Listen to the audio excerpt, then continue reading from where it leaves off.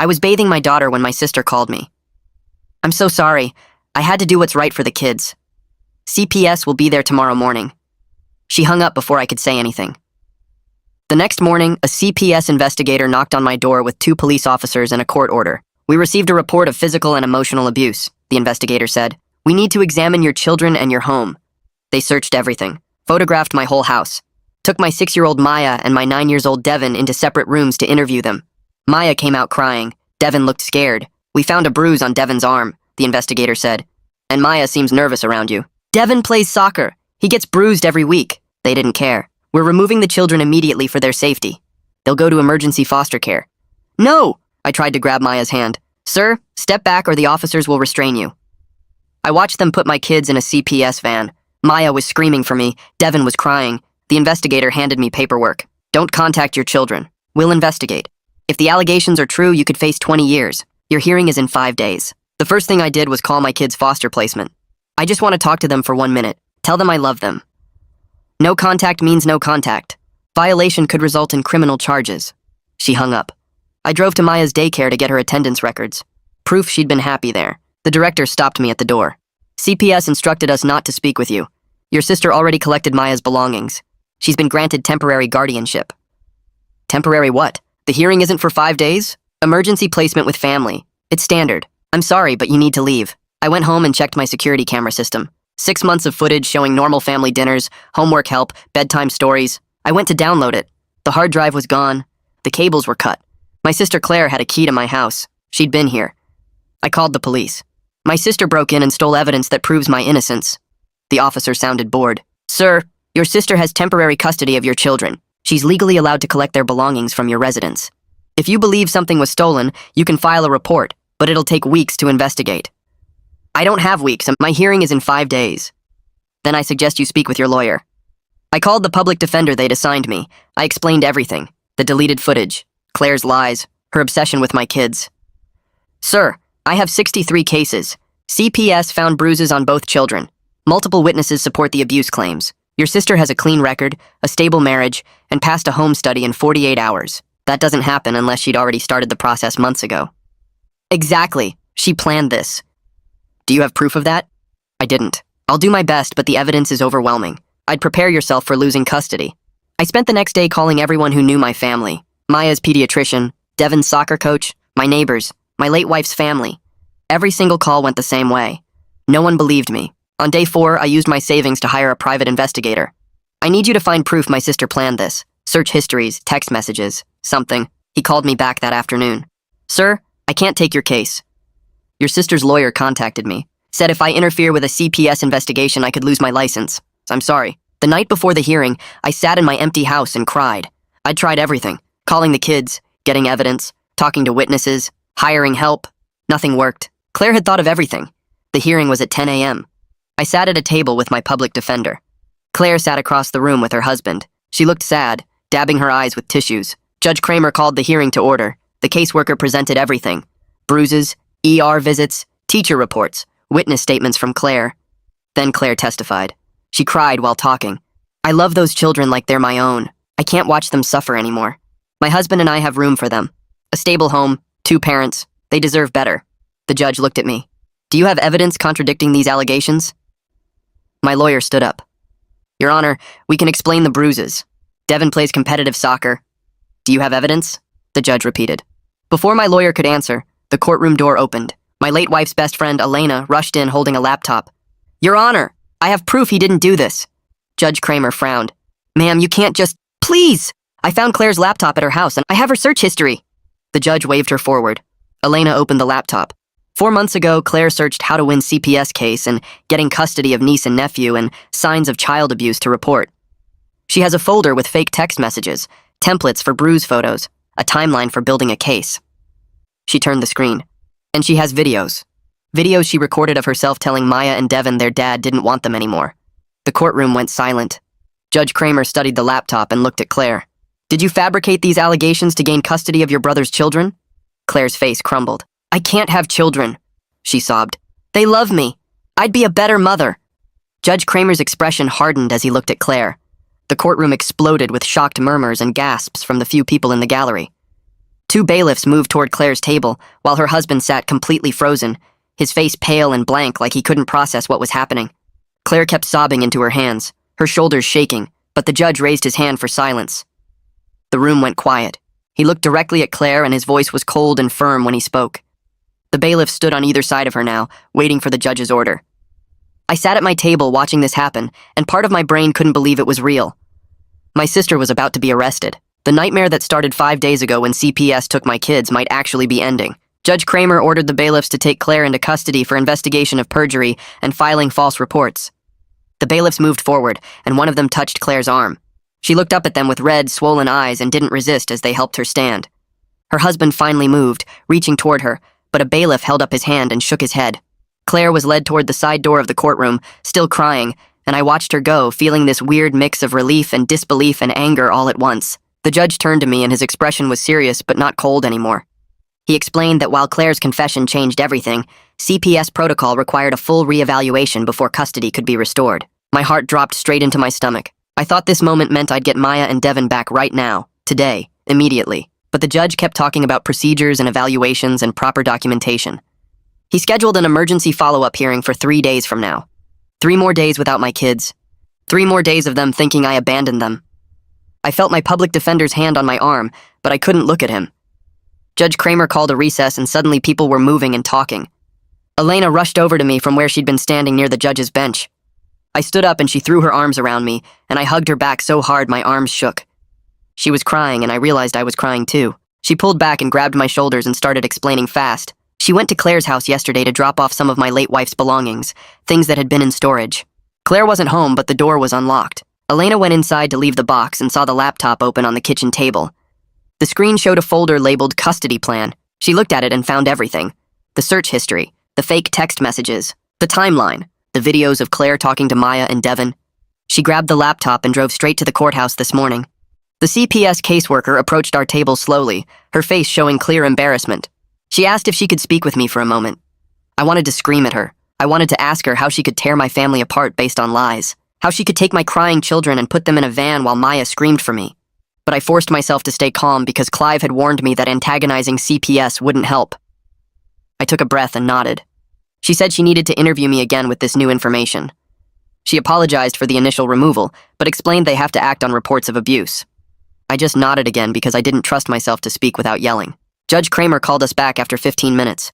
Everyone returned to their seats except Claire, who was gone now. The judge issued a temporary order, allowing supervised visitation starting tomorrow. I was granted 2 hours with my children at a CPS facility. 2 hours. With my own kids. After 5 days of being completely cut off from them. It felt like a gift and an insult at the same time. These were my children and I did nothing wrong, but I had to see them in some sterile room with a social worker watching us like I might hurt them. But it was better than nothing. It was better than the silence and separation of the past 5 days. My public defender leaned close after the judge finished and spoke quietly. He suggested I hire a private attorney now that the case had taken this dramatic turn. He explained that getting custody fully restored and pursuing charges against Claire required expertise he didn't have time to provide. He had 63 other cases. He pulled out a business card and wrote 3 names on the back. Family law attorneys who handle complex custody cases. He handed it to me and wished me luck. I left the courthouse holding that card and feeling determined to call all 3 names today. I walked to my car in the parking lot and sat behind the wheel for a minute, just breathing. Then I looked at the first name on the list and put the address into my phone. The office was downtown, 20 minutes away. I drove straight there without calling first. The receptionist looked surprised when I walked in and asked to see Clive Dougherty without an appointment. I explained my situation in quick sentences. CPS took my kids 5 days ago. My sister fabricated abuse allegations. Her laptop proved she planned everything. I just came from court where she confessed. I need help getting my children back. The receptionist picked up her phone and spoke quietly. 2 minutes later, a man in his 50s with gray hair and a sharp suit came out. He introduced himself as Clive and brought me back to his office. I sat across from his desk and he listened while I explained everything again in more detail. He asked to see Elena's laptop evidence and the judge's orders from this morning. I pulled out the paperwork and he read through it carefully. Then he looked up and told me he'd take my case. We needed to move fast and document everything while memories were fresh. He pulled out a legal pad and started taking notes. Clive explained that even with Claire's confession, I'd need to rebuild my case from scratch with positive evidence of my parenting. Proof of her lies wasn't enough by itself. I needed to show I was a good father, not just prove she was a liar. We spent 2 hours going through everything. My documentation of normal family life, photos on my phone of Devon's soccer games and Maya's daycare activities, report cards, medical records showing regular checkups. He made a list of witnesses we needed to interview: Devon's coach, Maya's daycare director, neighbors who'd seen me with the kids, anyone who could provide statements about my parenting. By the time I left his office, it was almost 5 o'clock, and I felt exhausted, but also more hopeful than I had in days. The next morning, I arrived at the CPS Visitation Center 30 minutes early. My hands were sweating, and my heart was racing at the thought of seeing Maya and Devon after 5 days that felt like years. I sat in the waiting room watching the clock. Finally, a social worker came out and led me down a hallway to a small room with toys and a table and chairs. She told me to wait. 5 minutes later, the door opened and they brought my children in. Maya saw me and ran forward crying. I dropped to my knees and caught her and she crashed into me sobbing. Devon stood in the doorway looking uncertain. His face was guarded and his eyes were red like he'd been crying recently. I held Maya against my shoulder with one arm and reached out my other hand toward Devon. He looked at my hand and then at my face and slowly walked closer. I pulled him into the hug too and held both my children and tried not to cry myself. The social worker sat in a chair in the corner watching us. Maya was sobbing into my shoulder saying "Daddy" over and over. Devon stood stiff in my arms at first, but gradually relaxed a little. I told them I loved them and I missed them so much. Maya pulled back and looked at my face with tears running down her cheeks. She asked why Aunt Claire took them away.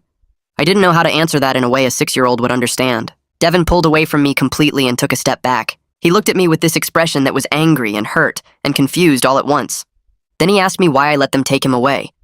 His question hit me like someone punched me in the stomach. He was 9 years old, and he didn't understand that I had no choice, no power to stop what happened. He thought I just let CPS take them. He thought I didn't fight for them. I dropped down to sit on the floor with both of them and pulled them close. The social worker in the corner shifted in her chair but didn't say anything. I looked at Devon's face and saw all the hurt and confusion there, and I tried to figure out how to explain something I barely understood myself. I told him that I fought as hard as I could, that I called lawyers and tried to get evidence and did everything possible, but the judge believed Aunt Claire's lies and I had no power to stop what happened. Maya was still pressed against my side, and she pulled back to look at me with tears on her cheeks. She asked why Claire would lie about me hurting them. I didn't have a good answer for a 6-year-old. How do you explain to a child that a trusted adult fabricated an entire case to steal them away? I settled for telling her that sometimes grown-ups make very bad choices when they're sad, that Aunt Claire wanted kids of her own, so badly that she did something terrible to try to take them from me. Devon was quiet for a minute. Then he told me something that made my stomach drop. He said that during the 5 days at Claire's house, she kept telling him and Maya that I didn't really want them anymore. She said they'd be happier living with her forever, that she could give them things I couldn't, that I was probably relieved to have them gone. I felt sick listening to this. Maya nodded and said Claire told her the same thing, that Daddy was tired of taking care of them alone. The extent of the psychological damage Claire inflicted in just 5 days hit me then. She hadn't just lied to CPS and the court. She'd actively worked to destroy my children's trust in me, to make them believe I'd abandoned them willingly. I understood in that moment that even after I got custody back, we'd be dealing with this trauma for months or years. We sat together on that floor, and I held them and tried to reassure them that none of what Claire said was true. I told them I'd been trying to see them every single day, that I'd hired lawyers and fought in court and done everything I could to bring them home. Devon asked if I was telling the truth, and hearing that question from my own son broke something inside me. But I kept my voice steady and told him yes, absolutely, that I would never stop fighting for them. Maya asked when they could come home, and I had to tell her I didn't know yet, but I was working on it. The 2 hours passed too quickly. We played with some of the toys in the room, and I asked them about what they'd been doing, trying to keep things as normal as possible. But the whole time I was aware of the social worker watching us and the clock on the wall ticking down. When she finally stood up and said visitation was over, Maya's face crumpled. She grabbed onto my shirt and started screaming that she didn't want to go. I tried to calm her down, but she was hysterical, crying and clinging to me while the social worker approached. Devon's whole body went rigid, and his face went blank, like he was shutting down emotionally to protect himself. The social worker told me I needed to let Maya go, and I tried to peel her fingers off my shirt while she screamed. Another worker came in to help, and they physically removed her from me while she sobbed. Devon just stood there frozen, not looking at me. I watched them lead my children out of that room, and I couldn't do anything to comfort Maya, or reach Devon, and the social worker told me the time limit was firm, regardless of the children's distress. I sat in that empty room for a few minutes after they left, trying to pull myself together. Then I drove straight to Clive's office. His receptionist saw my face and brought me back immediately. I told him everything about the visitation, about Devon's question and Claire's manipulation, and Maya's terror at being separated again. Clive took notes and told me this was actually helpful for our case because it demonstrated the psychological harm Claire caused. He said he'd already filed a motion for increased visitation and an emergency psychological evaluation of the children by an independent expert. He explained that documenting Claire's manipulation would strengthen our case and possibly speed up the custody restoration process. I left his office feeling slightly better, like at least someone was taking action. That afternoon, my phone rang with a number I didn't recognize. When I answered, the man introduced himself as Quentin Walden from CPS. His tone was completely different from the original caseworker, more respectful and professional. He said he was personally reviewing the entire case file in light of the new evidence, and he needed to schedule a reevaluation interview with me for tomorrow morning. I agreed immediately. He mentioned that he'd already reviewed Elena's laptop evidence and spoken with Judge Kramer's office, and I could hear in his voice that he actually believed me now. That gave me a small amount of hope that someone in the system was finally paying attention. Elena showed up at my house that evening with takeout food. She made me sit down and eat while she cleaned up my kitchen, which I'd been neglecting. After dinner, I broke down crying and told her about Devin asking why I let them take him away, and Maya's terror when visitation ended. Elena sat next to me and let me cry, then reminded me that my late wife had trusted me completely as a father. She said that once the truth was fully documented, the kids would understand what really happened. But right now, I needed to focus on being strong for them and getting through the evaluation process. She stayed until late, and having someone there who believed in me made the empty house feel less suffocating. The next morning, I arrived at the CPS office 30 minutes early for my reevaluation interview. Quentin met me in the lobby and brought me back to a conference room. He had a thick file on the table and a recording device. He asked me to walk through a typical day with Maya and Devin before the removal. I described everything. How I'd wake up at 6 and get them ready for school. Making breakfast while Devin packed his soccer gear and Maya looked for her favorite stuffed animal. Dropping Devin at elementary school and then Maya at daycare. My work schedule and how I'd pick them up in the afternoon. Devin's soccer practices 3 times a week where I'd watch from the sidelines. Helping with homework at the kitchen table, making dinner while they played, bath time and bedtime stories. All the mundane details of single parenting that suddenly felt precious now that they'd been taken away. Quentin listened and took notes, and I could tell he was actually hearing me this time instead of just looking for signs of abuse. Then he pulled out photos of Devin's bruise and asked me to explain it. I grabbed my phone and showed him dozens of pictures from soccer games. Devin with grass stains on his knees, Devin with a scrape on his elbow, Devin with various bruises from getting knocked around during plays.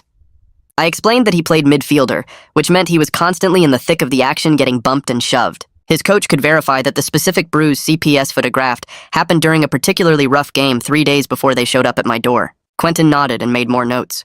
We discussed Maya's nervousness during the original interview. I explained that she'd always been shy around strangers, that being suddenly separated from me and questioned by unfamiliar adults in an unfamiliar place would obviously make any 6-year-old anxious. It wasn't evidence of abuse, it was evidence of normal childhood stranger anxiety combined with the trauma of being removed from her father. Quentin seemed to understand this. He told me he was recommending increased visitation to 4 hours daily while the full evaluation continued. He said the initial removal had been based on Claire's false statements and circumstantial evidence that looked worse than it was, and now that the truth was emerging, he wanted to start rebuilding the parent-child bond immediately. That felt like a small victory. When I got home that afternoon, Clive called. Judge Kramer had approved the increased visitation starting tomorrow.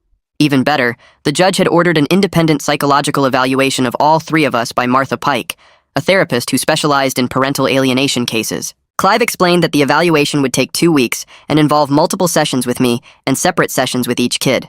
Martha's report would be crucial for the final custody hearing. He told me I needed to be completely honest with her about everything, including the hard parts of single parenting and the times I'd struggled, because trying to present myself as perfect would hurt my credibility more than admitting normal parenting challenges. The next morning, I drove to the CPS facility for my second visitation with Maya and Devin. My hands shook less than last time because I knew what to expect now. The social worker brought them in, and Maya ran to me immediately, but her crying was quieter, more controlled.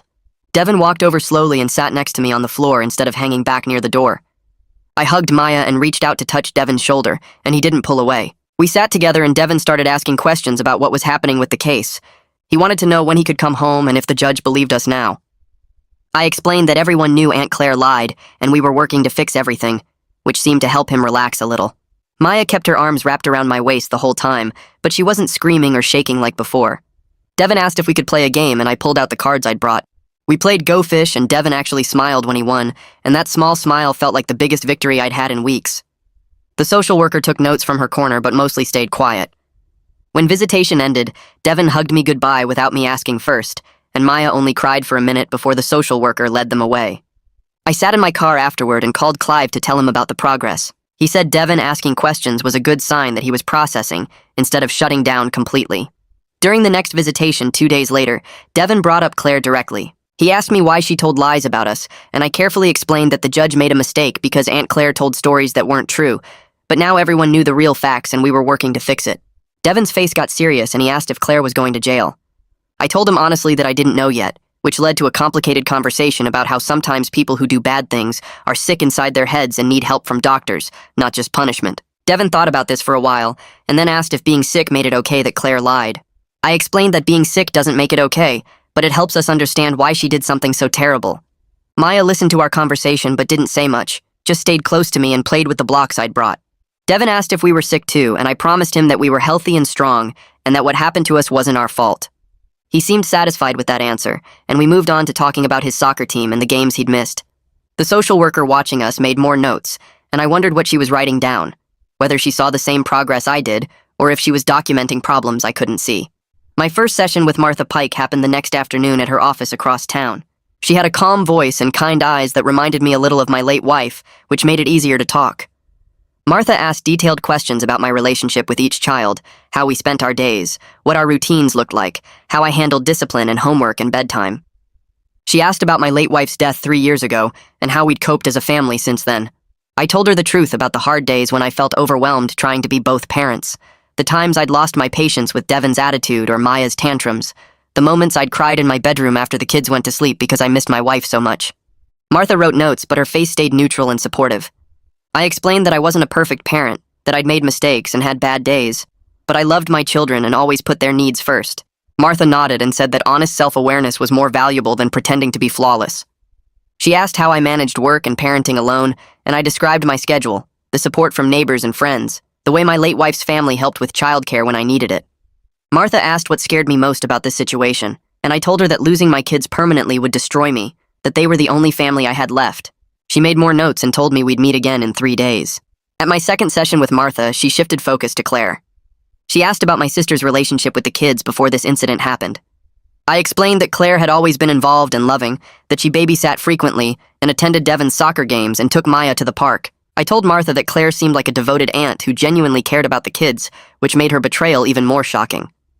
Martha asked if I'd noticed any warning signs of instability or obsession, and I admitted that I hadn't seen anything concerning.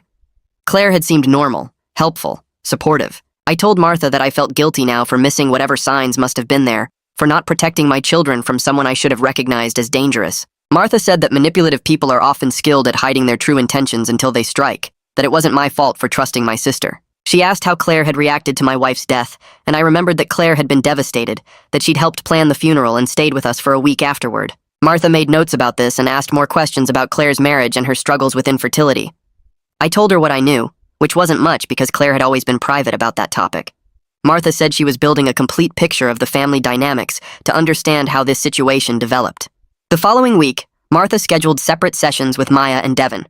The social worker brought them to Martha's office while I waited in the lobby, not allowed to sit in on their conversations. I paced the waiting room for an hour while Martha talked to Devin, then another hour while she met with Maya.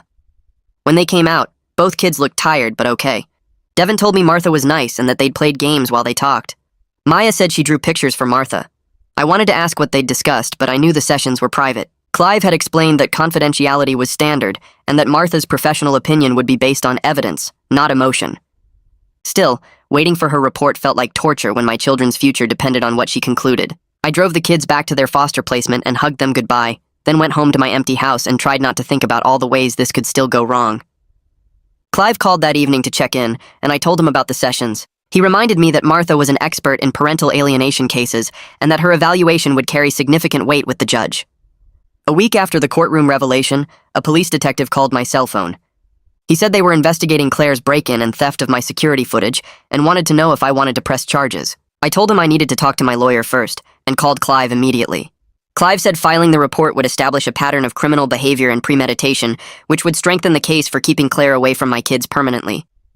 I felt conflicted because Claire was still my sister, despite what she'd done, and part of me didn't want to pile more criminal charges on top of everything else. But Clive reminded me that Claire had planned this for months, that she'd deliberately destroyed evidence that could have prevented my children from being taken. I called the detective back and told him I wanted to press charges. He said they'd need me to come to the station to give a formal statement and provide documentation of what was stolen. I spent the next afternoon at the police station going through everything, describing the security system and the missing hard drive and the cut cables. The detective took photos and filled out forms and told me the case would be forwarded to the district attorney's office for prosecution. The next day, I drove to Maya's former daycare to talk to Rita Campos. I found her in the main classroom helping a group of kids with an art project. When she saw me, she smiled and came over immediately. I asked if she'd be willing to provide a written statement about my parenting for the custody hearing. Rita said yes without hesitation and told me she'd been horrified when CPS showed up to collect Maya's things. She said that in 2 years of daily drop-offs and pickups, she'd never once seen anything concerning about my interactions with my daughter. Rita described how Maya always ran to me excited at pickup time, how I was patient and kind even when Maya was tired and cranky, how I'd volunteered for field trips and holiday parties. She said Maya talked about me constantly at daycare, always saying her dad was the best. Rita gave me her email address and said she'd send the statement to Clive by the end of the week. I thanked her and felt a small weight lift off my shoulders, knowing I had at least one person who could vouch for me as a parent. From the daycare, I drove straight to the soccer fields where Hudson Travis was running practice with Devon's team. I waited until practice ended and then approached Hudson near the equipment shed. He recognized me immediately and asked how Devon was doing. I explained the situation briefly and asked if he'd provide a statement about Devon's bruising and our relationship. Hudson said absolutely and told me he'd been shocked when he heard about the CPS investigation. He said Devon was enthusiastic about soccer and got knocked around constantly during games and practices, that bruises were completely normal for a midfielder who played as aggressively as Devon did. Hudson mentioned that I'd attended every single practice and game, that I'd helped coach occasionally when they needed extra adults, that Devon talked constantly about his dad, and their bond was obvious to everyone on the team. He said he'd write up a detailed statement and send it to Clive within 2 days. Hudson asked when Devon would be able to rejoin the team, and I told him hopefully soon that we were working on getting custody restored. He said the team missed Devon and that several parents had asked about him. That evening, my neighbors knocked on my door.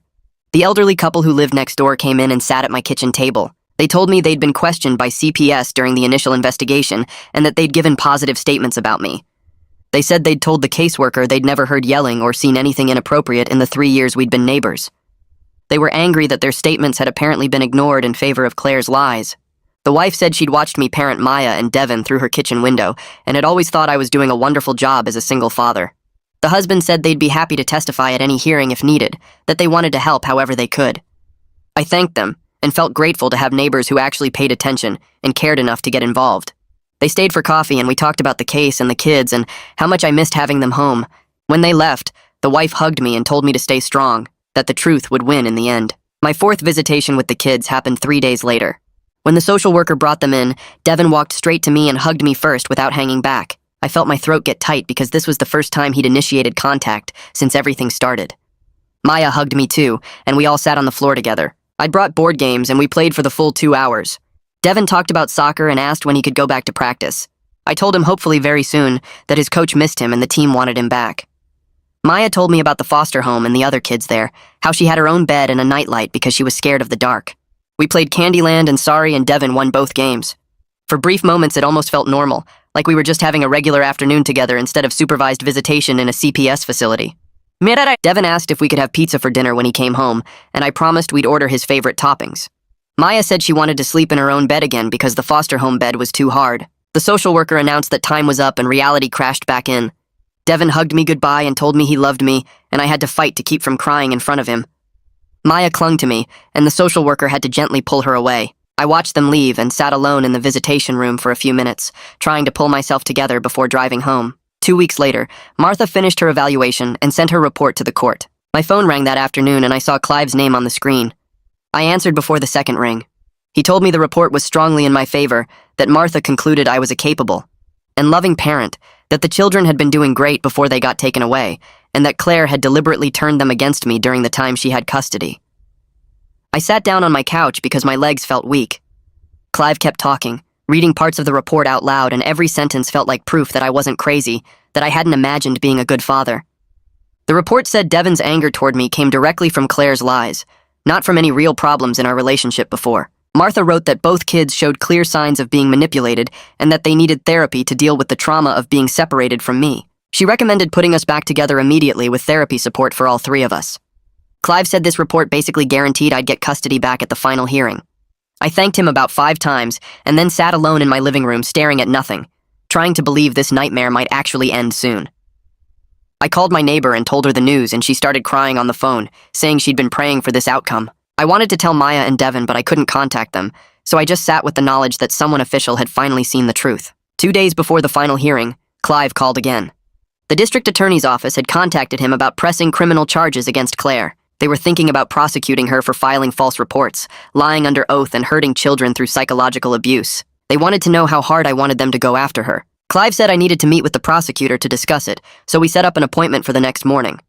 I spent that evening thinking about Claire sitting in a jail cell and feeling sick about it. Even after everything she'd done, she was still my sister. Part of me remembered her before all this, back when she was just my sister who loved my kids and brought them presents and cheered at Devin's soccer games. But another part of me remembered Maya screaming in that CPS van and Devin asking why I let them take him away. The prosecutor's office was in a building downtown with metal detectors at the entrance. I met with a woman who had Claire's file spread across her desk. She asked me what I wanted to see happen to my sister. I tried to explain how I felt, but the words came out messy and confused.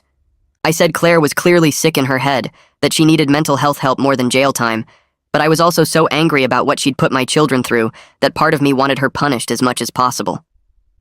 The prosecutor listened and took notes. I told her about Claire not being able to have kids of her own and how desperate that had made her, and how she'd loved Maya and Devin since they were babies. I said I didn't know if that made what she did better or worse. The prosecutor asked if I'd be willing to testify if the case went to trial, and I said yes, because my kids deserved to have someone stand up for them officially, even if it meant testifying against my own sister. Clive explained afterward that my feelings didn't actually control whether the state prosecuted Claire or not. In criminal cases, the state is the one suing, not me, so the DA could move forward even if I didn't want them to. But my cooperation and testimony would be really important if things went to trial. The prosecutor told us they were thinking about offering Claire a plea deal instead of going to trial. The deal would include required mental health treatment and probation instead of serious prison time because of her mental health problems. Clive said this made sense given the circumstances and would spare the kids from having to testify in court. I agreed that keeping Maya and Devin out of a courtroom seemed like the right choice, even though part of me still wanted Claire to face a jury for what she'd done. The night before the final custody hearing, I couldn't sleep. I lay in bed staring at the ceiling, thinking about everything that could go wrong. What if the judge found some technical problem with Martha's evaluation? What if Claire's lawyer had some trick we hadn't thought of? What if CPS changed their recommendation at the last minute? I knew rationally that the evidence was completely in my favor now, that Martha's report and all the witness statements made my case solid, but I couldn't stop my brain from inventing disasters. I got up around 3 in the morning and made coffee and sat at my kitchen table going through all the paperwork Clive had prepared. I read Martha's report again, focusing on the parts about how well the kids had been doing before Claire destroyed everything. I looked at the statements from Rita and Hudson and my neighbors, all saying I was a good father who loved his children, but I still felt terrified that somehow, some way, the system would fail me again, like it had failed me when they believed Claire's lies in the first place. The final hearing started at 10 in the morning. I sat next to Clive at the same table where I'd sat during that first terrible hearing. Judge Kramer came in, and everyone stood up, and then we sat back down, and he started reviewing the evidence. He had Martha's evaluation in front of him, and he read through parts of it out loud. He talked about the witness statements from Rita and Hudson and my neighbors, and he mentioned Quentin's updated CPS report that recommended giving me custody back. The judge looked at me directly and asked if I was prepared to support the children through therapy to deal with the trauma they'd been through. I told him absolutely. Whatever they needed, I would do anything to help them heal from this. My voice shook a little when I said it, but I meant every word. Clive had prepared me for this question, and I'd practiced my answer. But actually saying it to the judge while my kid's future hung in the balance made it feel completely different from practicing in Clive's office. Judge Kramer reviewed more paperwork and asked a few more questions, and then he made his ruling. He said full custody was restored to me immediately, starting today. I felt my whole body go weak with relief. The judge kept talking, saying all 3 of us had to do family therapy for at least 6 months, which I would have agreed to anyway.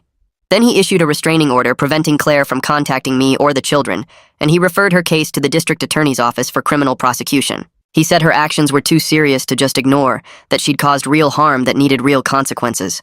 I barely heard the last part because I was trying not to cry in the courtroom. Clive put his hand on my shoulder and I realized the hearing was over, that I'd actually won, that I was getting my kids back. After the judge left, Clive told me I could pick up Maya and Devin from their foster placement that afternoon. The relief hit me so hard I actually felt dizzy and had to sit down for a minute. Everything I'd been carrying for weeks suddenly felt lighter, like I could finally breathe properly again.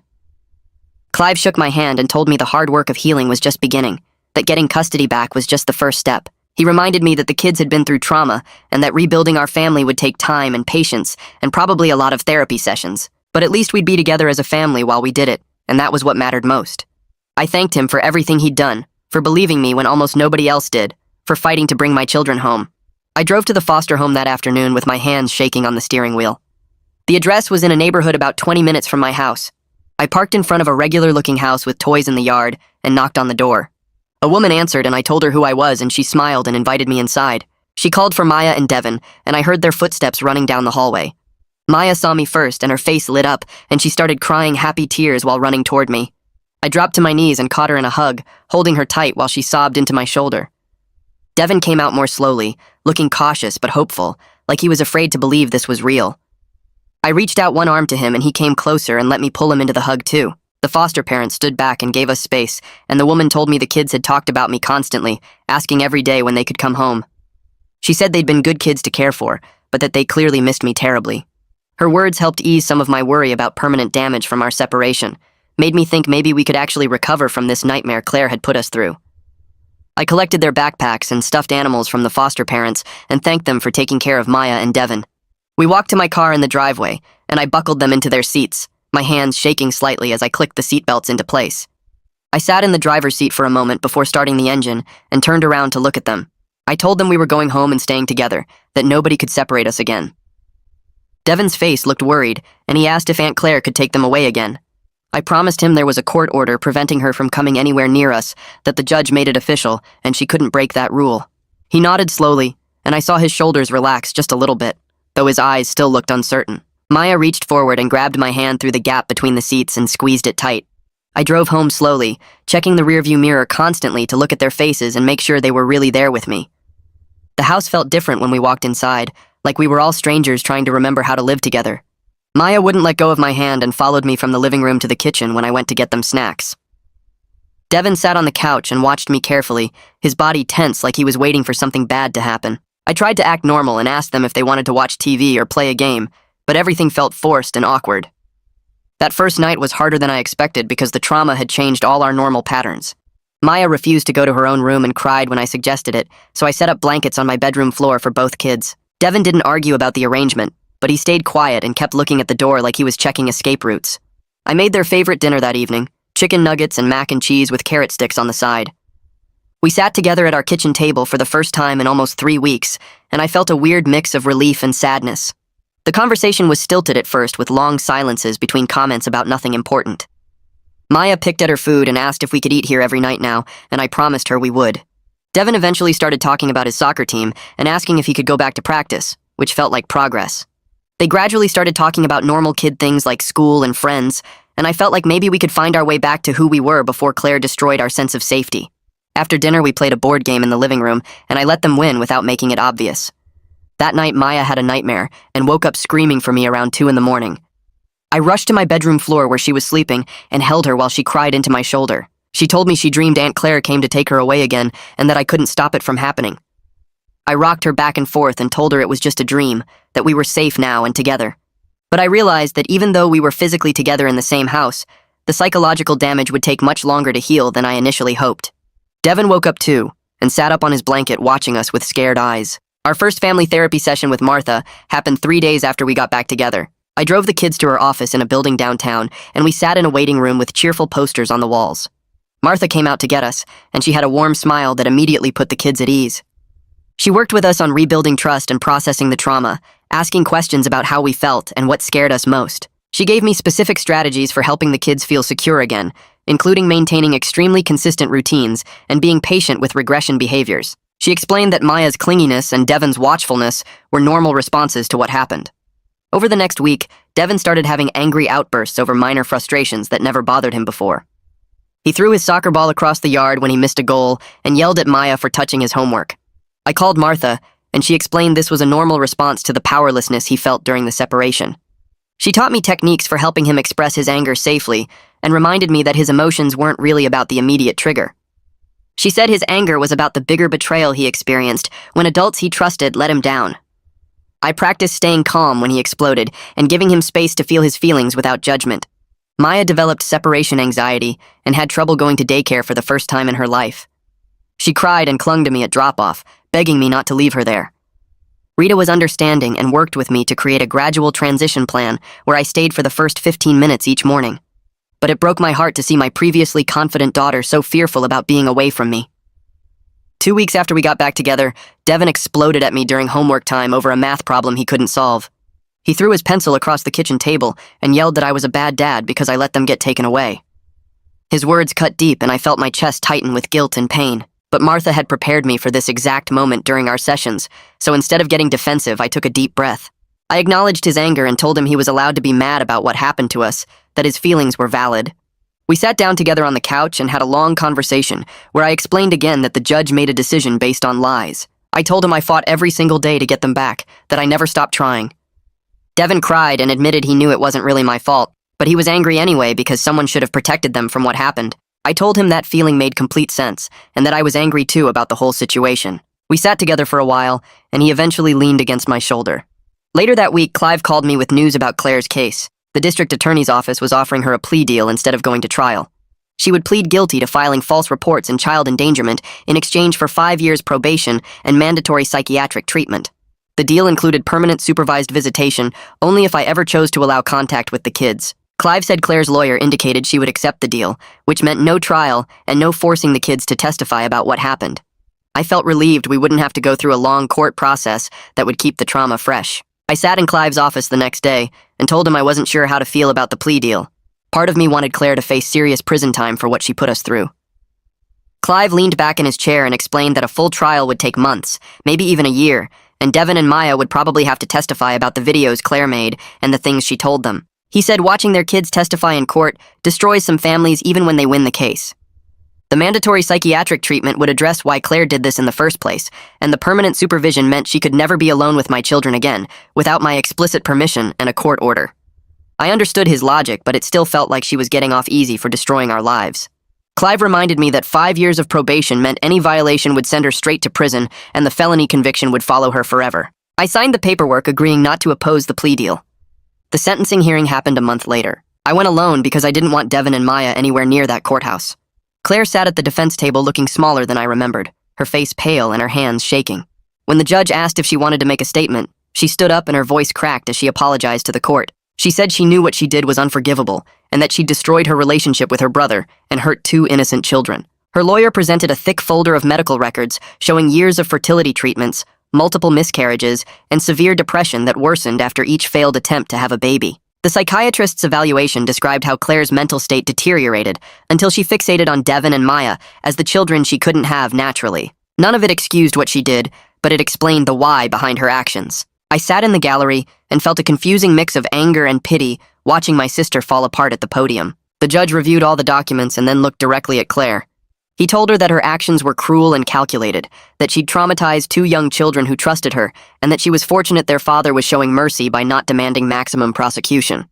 He accepted the plea deal and sentenced her to 5 years probation with mandatory psychiatric treatment starting immediately. The judge ordered absolutely no contact with me or the children unless I specifically requested it through proper legal channels, and he made it clear that any violation would result in immediate incarceration. Claire nodded and wiped tears from her face as the bailiff led her out of the courtroom. I thought I'd feel satisfied seeing her sentenced, but instead I just felt empty and tired. I walked out of the courtroom and headed toward the exit when Claire's husband caught up with me in the hallway. He looked exhausted and older than the last time I'd seen him.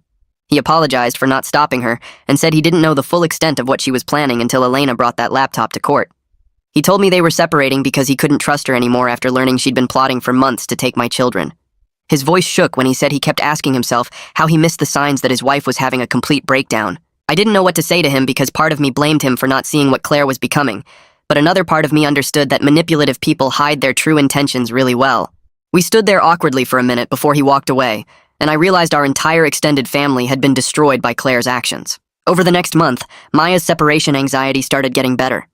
The first few weeks after reunification, she screamed and clung to me every morning at daycare drop-off. Rita was patient and helped me create a routine where I stayed for 15 minutes each morning until Maya felt comfortable. Gradually, the crying sessions got shorter, and Maya started letting me leave without a total meltdown. Rita called me one afternoon about 6 weeks after we got back together and told me Maya was playing with the other kids during free time instead of sitting alone watching the door for me to come back. She said it was a significant step forward in Maya's healing process. When I picked Maya up that day, she ran over excitedly to show me a painting she'd made, and for the first time since CPS took her, she seemed like her old self. Devin's progress happened differently. He had a major breakthrough during a therapy session with Martha when he finally admitted what was really scaring him.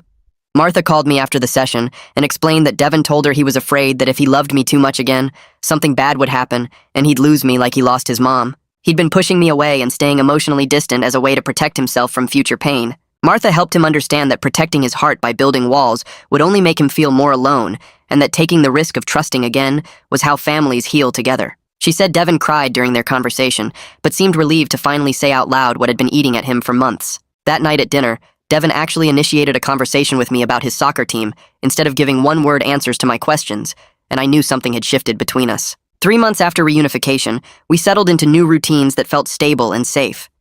Friday nights became movie nights where we made popcorn and let the kids pick whatever they wanted to watch. Saturday mornings, Devin had soccer games, and Maya and I sat in the bleachers cheering for him, and afterward we'd get ice cream regardless of whether his team won or lost. Sunday afternoons, we drove to the park where we'd scattered my late wife's ashes 3 years ago. We'd sit on the bench near the big oak tree and talk to her about our week, telling her about Devin's goals and Maya's artwork and how we were slowly becoming okay again. The kids seemed to find comfort in those Sunday visits, like their mom was still part of our family even though she wasn't physically here anymore. One afternoon, I got a letter from Claire's attorney. Inside was a short note asking if Claire could send birthday cards to Devin and Maya. The letter emphasized that Claire wasn't requesting any direct contact or visits, just permission to mail cards on their birthdays. I called Martha to discuss it before making any decisions. She said completely cutting Claire off might create more questions and resentment later when the kids were old enough to wonder why I prevented all contact. But she also stressed that any interaction needed to be carefully controlled and that the kids should understand I was the one making decisions about Claire's involvement in their lives. I talked to Devin and Maya separately about it. Devin shrugged and said he guessed cards would be okay as long as he didn't have to see her. Maya asked if the cards would have mean things in them, and I promised I'd read every card before giving it to them. I sent a letter back through the attorney saying Claire could send cards but no gifts and no requests for contact. Devin's birthday came first. The card arrived a week before his 10th birthday, and I opened it to check the contents before showing it to him. Claire had written a simple message saying she hoped he had a wonderful birthday and that she was sorry for hurting him. There was no manipulation or guilt, just a straightforward apology and birthday wishes. I gave the card to Devin after dinner and watched him read it silently. He looked up at me and asked if people who do bad things can become good again.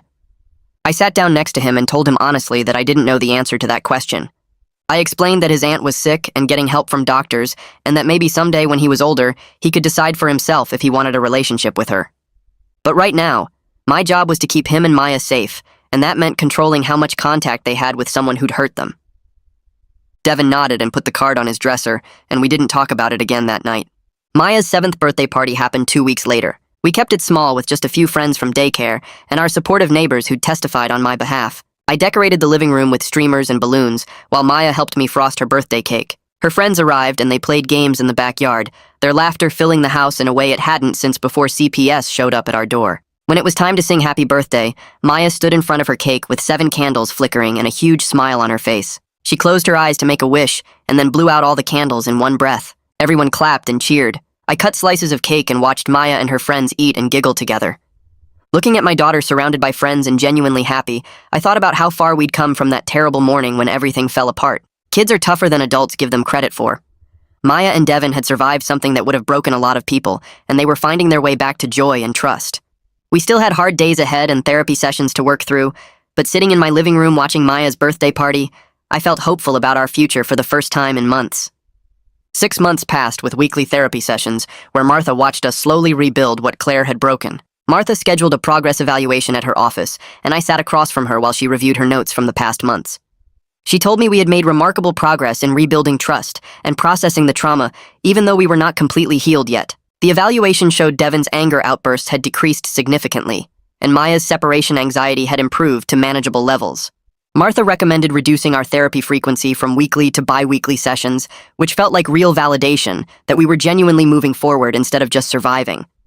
I left her office feeling lighter than I had in months because someone who specialized in this kind of trauma thought we were actually doing well. 2 weeks after that evaluation, Devin came home from soccer practice bouncing with excitement and told me he made the select team. He asked if I would be his assistant coach, and I saw it as a significant sign that he trusted me again and wanted me involved in the things that mattered to him. I agreed immediately without even thinking about the time commitment, because this was Devin choosing to let me back into his world. I spent my evenings after the kids went to bed watching coaching technique videos on YouTube and reading articles about youth soccer development. The head coach sent me practice plans and drill instructions, and I studied them like they were the most important documents I had ever read. Being grateful for this opportunity to rebuild our bond through something Devin loved made all the late-night studying worth it. I was at the grocery store 3 weeks later pushing my cart through the produce section when I saw one of the neighbors who had given a statement supporting Claire's allegations. She was picking through apples, and when she looked up and saw me, her face went red. She walked over and awkwardly tried to apologize while clutching her shopping basket. I was not ready to forgive her yet, but I managed to be civil instead of walking away. I told her I hoped she would be more careful about believing accusations without evidence in the future. I explained that her statement had almost destroyed my family permanently, and that Maya and Devin had suffered because people chose to believe lies instead of asking questions. She stammered more apologies, and I just nodded and pushed my cart past her toward the cereal aisle. My hands were shaking as I grabbed a box of Devin's favorite cereal, but I felt proud that I had not yelled at her even though part of me wanted to. Maya started first grade in late August with much less anxiety than I expected when I walked her to her classroom that first morning.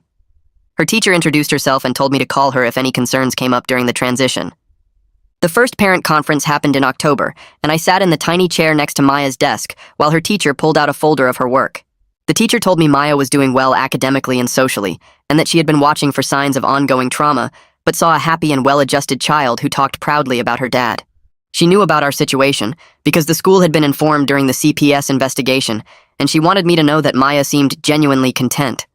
I looked at Maya's math worksheets and reading journal entries and saw evidence of a kid who was thriving instead of just surviving. Devin and I had a conversation one evening in November while we were cleaning up after dinner, and he was drying dishes next to me at the sink. He told me he was glad we were together again and that he was sorry for being so angry at me before. I put down the plate I was washing and turned to face him completely. I told him he had nothing to apologize for and that his anger was completely justified given what had happened to us. I explained that I was proud of how hard he had worked in therapy to process his feelings and give our relationship another chance. Devin hugged me right there in the kitchen with wet dishwater soaking into both our shirts, and I realized this was the first time he had initiated physical affection since reunification. We stood there for a long moment before he pulled back and picked up another dish to dry, like nothing had happened, but everything had changed. On the 1-year anniversary of the day, CPS took my children. I called a family meeting after dinner, and we sat together in the living room. I told them I wanted to talk about how far we had come since that terrible morning. Maya said she did not have scary dreams about being taken away anymore, and her voice was confident when she said it. Devin said he felt safe now, and that he was not worried about someone taking him from our home again. I told them both that what happened to us was terrible, but it also proved that nothing could break our family apart permanently. We had survived something that could have destroyed us, and instead we had chosen to fight our way back to each other. Maya crawled into my lap, even though she was getting too big for it, and Devin sat close enough that our shoulders touched. I made the decision not to pursue any further contact with Claire, even supervised visits, because the kids were thriving without her in their lives. Introducing her again might destabilize the progress we had worked so hard to achieve. I called Martha to discuss my decision, and she supported it completely. Martha reminded me that I could always revisit the decision later if circumstances changed, but right now, my priority needed to be protecting the healing we had accomplished. She said the kids were doing remarkably well, and that adding Claire back into their lives could trigger regression in their progress. I felt relieved that Martha agreed with my instinct, because part of me worried I was being too harsh by cutting Claire out completely. Devin's soccer championship game happened on a cold Saturday in early December, and I stood on the sideline in my assistant coach jacket watching the game unfold. The score was tied with 2 minutes left when Devin got the ball at midfield. He dribbled past 2 defenders and took a shot from outside the box that curved perfectly into the upper corner of the net. The referee blew the whistle for the goal, and Devin's whole team rushed to celebrate with him. After the final whistle, Devin ran straight to me and hugged me in front of his entire team and all the parents watching. In that moment, I realized we had truly rebuilt what Claire tried to destroy.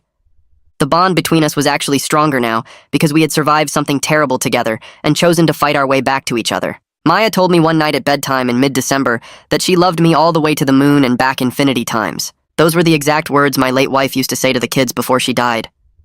Hearing that phrase from my daughter felt like a blessing from my wife, like she was telling me I had kept my promise. Despite everything that had happened, I had taken care of our children and kept our family together. I tucked Maya in and kissed her forehead and told her I loved her to the moon and back infinity times too. I sat on the edge of her bed for a few extra minutes after she fell asleep, just watching her breathe peacefully. Clive called me a few days before Christmas to tell me that Claire had completed her first year of psychiatric treatment. Her therapist reported significant progress in addressing the underlying mental health issues that had driven her actions. Clive reminded me that this did not obligate me to allow contact, and that the decision remained entirely mine. I thanked him for the update and told him I was genuinely glad Claire was getting help. I explained that my focus remained on my children's well-being, and they were doing better without her presence in their lives. Clive said he understood completely, and that he would continue to update me on Claire's situation, but would not pressure me about contact decisions. I hung up the phone and looked at the Christmas tree Devin and Maya had helped me decorate the previous weekend, and felt certain I was making the right choice for our family. Our final therapy session with Martha happened on a Tuesday afternoon in late October, after 10 months of weekly meetings. The three of us sat in her office like we had so many times before, while she smiled at us and said we had done the hard work of healing together. She told Maya and Devin they could always come back if they needed to, but that she felt confident we had the tools to handle challenges as a family now. Devin asked if that meant we were fixed, and Martha laughed and explained that families are never completely fixed because life keeps throwing new problems at us, but we had learned how to talk through hard things and support each other. Maya hugged Martha goodbye and thanked her for helping us, which made me tear up a little because my 6-year-old daughter understood how much work we had all put into becoming okay again. We walked out of that office for the last time, and I felt grateful for Martha's help, but also proud that we had fought our way back to being a real family. The next Sunday afternoon, we went to the park where we had scattered my late wife's ashes 3 years ago. Devin and Maya ran off to play on the swings while I sat on our usual bench, watching them laugh and chase each other around. The sun was warm and the park was full of other families doing normal weekend things. I watched my kids play together without fear or sadness weighing them down, and I realized we had chosen not to let what Claire did define us forever. We were not the same family we were before all this happened, but we were whole again in a different way. That was enough for me. We were moving forward together, and that was what mattered most.